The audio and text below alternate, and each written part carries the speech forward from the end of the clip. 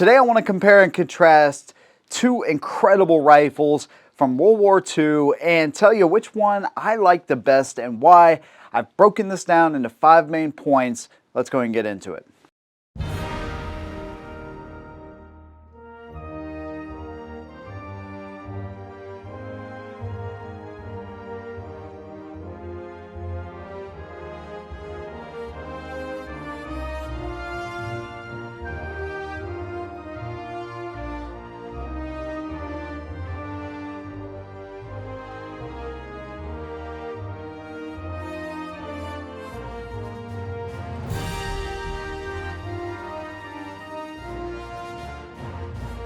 So the G43 and the SVT-40. These are M1 Garand equivalents, if you will, obviously from Russia right here and from Nazi Germany here.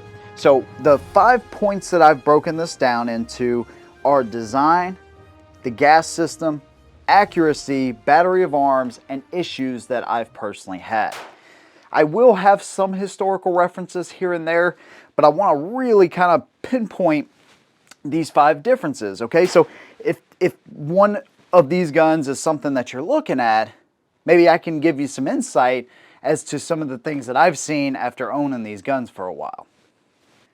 Without further ado, let's talk about the design. So the G43 really started life as the G41. You had Walther and you had Mauser make their own version. Walther was the better of the two. Now, the problem was with the G41, they didn't want to drill a hole in the barrel, so they used this weird gas system in the G41, and that didn't work out too well. They were prone to fouling, so essentially after Operation Barbarossa, a couple 100,000 of these guns were captured by the Germans. They sent them back to Walther, and then that's where we get the G43. So essentially they're using the same gas system from the SVT-40 and the G43 to get them to run reliably.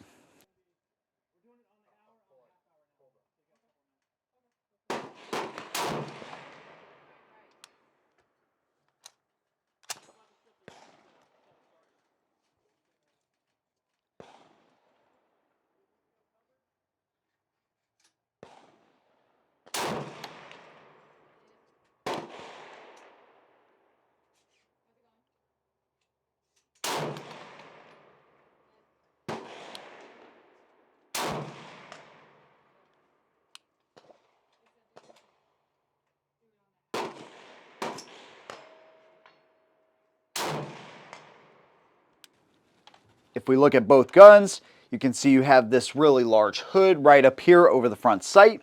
You have a cleaning rod, but what's interesting is when you pull this cleaning rod out, it's only that long. That ain't gonna take care of what you needed, so they depended on you actually, teaming up with a fellow infantryman and putting these together to be able to actually clean the rifle. You can see obviously you have your sling loop right there in the front. One nice thing about the gun is the barrel band is really easy to pull off. I don't know if it's just mine or what, but it's easy to kind of get that thing off of there so you can get the handguard off if you need to service this part of the gun. I'm going to keep that off when we talk about the gas system. You can see you have your iron sight right here, elevation in the rear. So obviously these things, let's see, they have them going up to like 1,200 meters or something. With the iron sights, maybe. I mean, your eyes have to be really good. You also have this serration right here in the front to reduce glare on that front sight.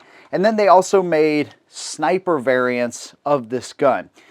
They changed the designation from G to K, but the G43 and the K43 are the same guns. They just have different designations on them as far as that. Several companies made these. This one specifically, and the majority of them, were actually made by, I'm going to screw this up, Berlin, Lübecker, something. Yeah, I was going to totally screw that up. But the DUV code right there implements the maker. AC would be Walther, and this is Berlin, Lübecker. Sorry if I'm screwing that up. If you're German, obviously, sorry about that. But regardless, this one was made in 1944. You have your bolt up on top. Both guns are designed with detachable magazines, but they open from the top so you can use stripper clips to actually load these up. Believe it or not, man, this is an original magazine. This is an original gun as well, actually. These magazines, though, you can see the code on there, hopefully, K43, right? ACH. These things are like $300–400 a piece. And so the base plate on this one, I've replaced the spring, but the base plate, because of this kind of cheap metal that they used, it comes off during recoil. So some of those things you will find on these guns. The machine work isn't that great. It's pretty crude, but all in all, from what I've seen, they were fairly reliable, right? You have your safety back here in the rear, so you simply flip this over, and then of course, metal buttstock and all that. Wooden steel guns, you have, of course, your one-piece trigger guard right there.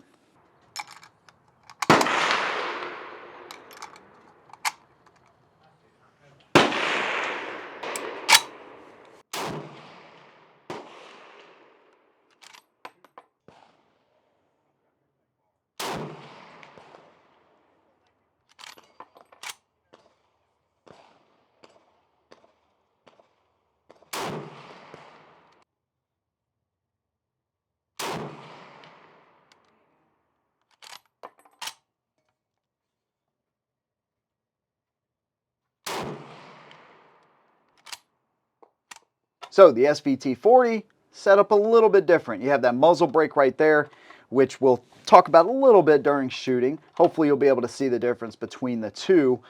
Full length cleaning rod, bayonet lug, hooded front sight. You have kind of like a heat shield here, and what's cool is you actually have an adjustable gas system. Again, we'll get to the gas system here in a little bit. Swing swivel, a little bit harder to take this one apart and take that handguard off compared to the G43. You have, of course, your iron sights right here. They put 1,500 meters on this one. So being a little over enthusiastic as far as the shooter. You know, the round itself might be able to do that, but with iron sights, that'd be kind of tough.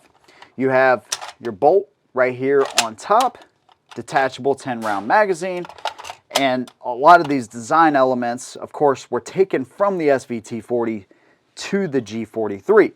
This originally had a non-detachable magazine that you'd have to load from the top only. The detachable magazine, of course, was taken from the SVT. Here's your dust shield and all of that for your action, where it's a little bit more open on the G43. Now, there is a dust protector that goes here, but from what I've seen, it tends to kind of lock back into the action, right? This whole design actually comes out of the gun, and all your springs and everything are right on the inside of this right here, whereas everything is pretty much enclosed. So I didn't read, like, you know, where these things had a ton of issues. They were designed to actually run in extreme cold, extreme heat, and things like that. Regardless, I would think this would be a little bit more reliable. And then, of course, you have your safety right here in the trigger guard. You basically fold this to one side or the other for safe fire and all that. This one, of course, is an original as well. So let's talk about that gas system, because this is a big part of the rifle. So the SVT-40, they used an adjustable gas system. It's a short stroke piston that's on the inside of here. So it also has a tighter barrel band on the SVT-40. So essentially, it sits down here. You have a button that you push right there, and you just got to kind of slowly work it off there. And then you can pull the heat shield off, and then we can pull the handguard off. Now, you will be able to see the inspiration if we look right here from the SVT-40 to the G43. And so it uses a short stroke gas system. Essentially, what we can do here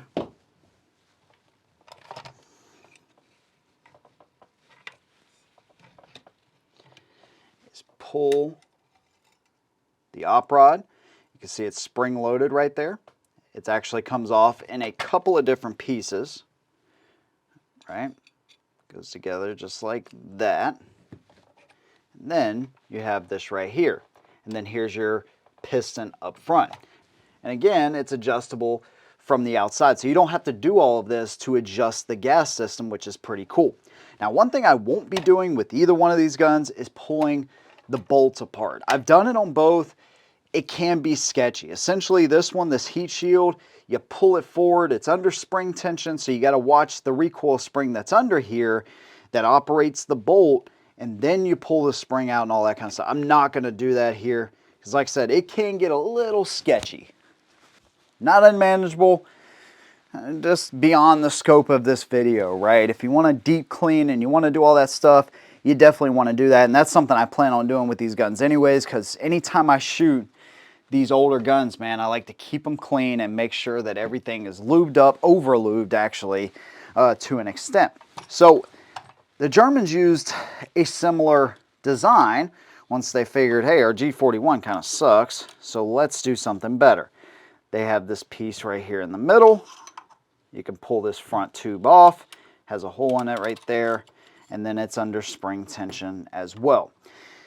What you want to do with a G43 rifle that you plan on shooting is adding a shooter's kit to this. And basically it replaces the piston with a piston that has a thread on the inside, and you basically have these little tiny restrictors. That's way too big, but you get the idea. You thread them in there and it will restrict the gas coming back to the rear.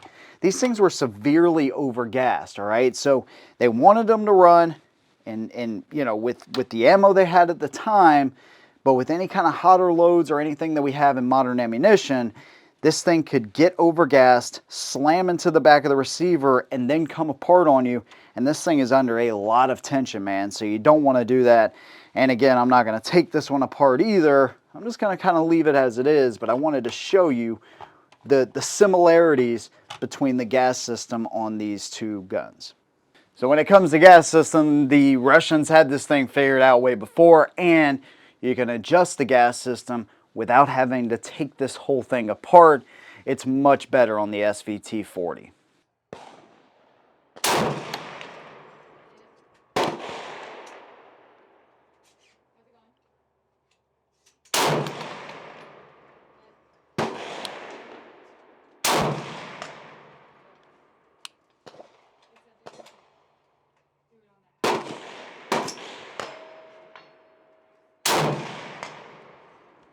All right, next thing I want to talk about is the accuracy and some of the issues that I've had with both guns.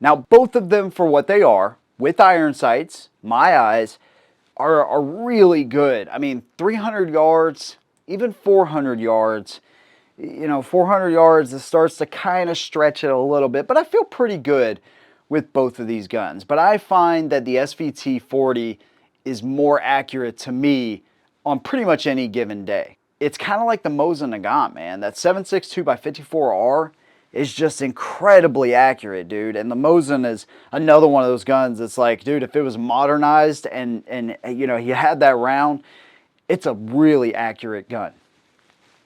And so is this. So the G43, the 8mm Mauser is no slouch when it comes to accuracy, but I notice more recoil with this gun. I notice a sharper recoil, more muzzle climb, and all in all, less accurate. Now, there's a couple of things here that I want to talk about when it comes to the issues. I've had more issues with the G43. I sent this thing off when I first got it. Man, I forget his name. There's a guy that just deals with G43. So I sent it off to him. He went through it. He fixed the safety for me because the snap ring had come out. He made sure that he went through it. It was, able to be shot safely. He also sent me some of these restrictors, and it seems like most of the restrictors that I have are either too much gas or not enough gas, right? If it's not enough, it shoots and it might extract the round, it might not. I've had more extraction issues though with the SVT-40, but that's only after it's gotten heated up over several magazines. So I don't know if it's the steel case ammo that I use in these. I'm really not sure. I've had more issues out of the G43. Getting it to run through just one magazine reliably is kind of a challenge. And so it could be an issue with the magazine itself. This base plate will slide right off. And even though I've changed the spring, it's still not the best magazine. Again, those things are, super expensive. I think for guns that are this old, I'm not going to shoot them a whole lot, but I would say when it comes to accuracy and reliability, in my hands, the SVT-40 has been superior to the G43. And the last thing we'll talk about, man, is the battery of arms, right? And so just working the rifles, where this one you're going to work that bolt from this side. It's much more intuitive, at least for me, an American shooter, as opposed to this is more set up like an AK, so kind of reach up underneath. I think the magazine release on this one is better. It's more pronounced. You can pretty much get this in one shot. With the G43, it's got this little nub right under here, and so I never get that thing pulled out in one shot. I always have to press it again to be able to get it out. Adjusting the gas system, much easier on the G43. Getting the handguard and stuff off is actually easier on this gun. But then removing the cleaning rod from this gun, removing the barrel band. It's a more secure barrel band too, which could maybe improve the accuracy as well. Both of them have like elevator style sights. The buttons are much more accessible in the G43, so I'd call it a little bit better. You have a better front hood on the G43, so much more protection. These things are built like tanks, and so I've heard stories of, obviously some of these were like put together in Buchenwald, right? And so slave laborers would corrupt some of these rifles or sabotage some of them. So I've heard some issues of that being done. I don't know if it's as widespread or a super widespread issue, but I have heard some of that. But I've also heard where guys would use the G43 as the ladder rungs, because they were so freaking sturdy. I'd say all in all, man, you're talking about, most of the time when I see these guns, they're 3,000 and up, depending on the version you get. If we're just going to compare $3,000 gun to $3,000 gun, I think the SVT-40 is a superior gun if you want to shoot it. For collectability purposes, the G43 is going to be better. I think they made 1.6 million of these, maybe 1.2 million, somewhere in there. They made like 400,000 of the G43. So much more collectible, but both rifles are historically significant, and I am proud to have both of them in my collection. I'd love to hear from you guys, man. What do you think about the SVT-40 and the G43? If you have personal experience, or if you don't, man, which one do you like the best and why? Let me know. If you want to support what I do, you can do that through Patreon or join the channel and be a part of this awesome community. See you in the next one, and as always, hold them down.